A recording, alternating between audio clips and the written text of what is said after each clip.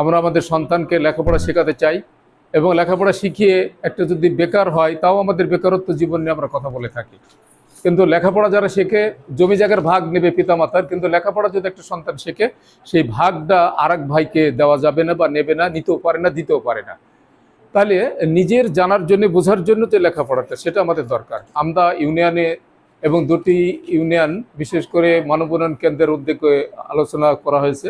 এখানে community education ওয়াসের আমদা union এবং আমঝোপ ইউনিয়নকে তারা নির্বাচিত করেছে। আমরা ইতিমধ্যে কয়েকটা প্রাইমারি স্কুল আমরা পরিদর্শন করেছি, আমরা হোম ভিজিট করেছি, বাড়িতে বাড়িতে গিয়েছি। যারা ঝরে যায়, কেন ঝরে যায় তাদের বিষয়টা আমরা কথা বলার জন্য চেষ্টা করেছি। মেম্বার সাহেব একজন বলেছেন যে বাল্য বিবাহের কারণে ঝরে যায়, সেটা তো যারা মেয়ে তারা বাল্য বিবাহ করে, কিন্তু ছেলেও তো ঝরে যায়। তাদের ঝরে যাওয়ার কারণটা কি?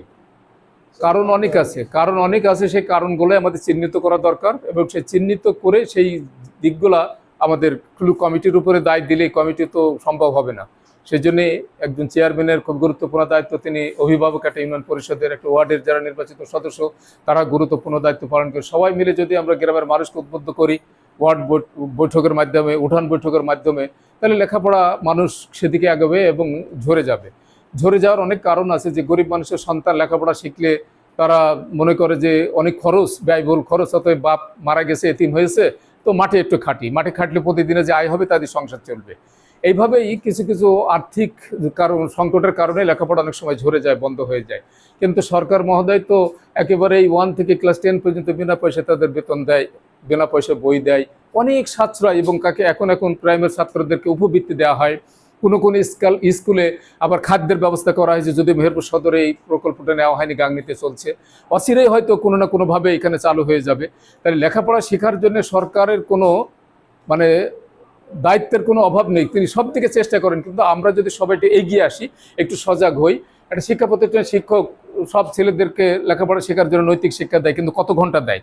আমরা অভিভাবক সময় আমরা বলছিলাম যে মা বাপের যে দায়িত্ব, একটা শিক্ষকের দায়িত্ব হলে যতক্ষণ তার প্রতিষ্ঠানে থাকে ততক্ষণ তার খোঁজ রাখা। একটা শিক্ষক 40 মিনিট সর্বোচ্চ একটা ক্লাসে থাকে, পরে অন্য ক্লাসে যায়। কিন্তু মা বাপ তো সবসময় তাদের কাছে, মা ছেলেটা কখন যায় কখন আসে, তার ড্রেস থাকে কিনা, তার বই ঠিক আছে কিনা, ব্যাগ ঠিক আছে কিনা, স্কুলে যাওয়ার সময় তার পরিপাটি পরিচ্ছন্ন আছে কিনা, এই বিষয়গুলি যদি মায়েরা খেয়াল না করে তাহলে সন্তান যাবে ঠিকই, জামার বোতামটা ঠিক মতো লাগানো থাকবে না, মাথার চুলটা আঁচড়ানো থাকবে না, হয়তো জামাটা গায়ে দিয়ে চুলটু করে চলে যাচ্ছে ছোট বাচ্চারা। এইগুলো একটা শৃঙ্খলার জন্য সন্তানের প্রতি দৃষ্টি আকর্ষণ করবে পিতা মাতার নৈতিক দায়িত্ব।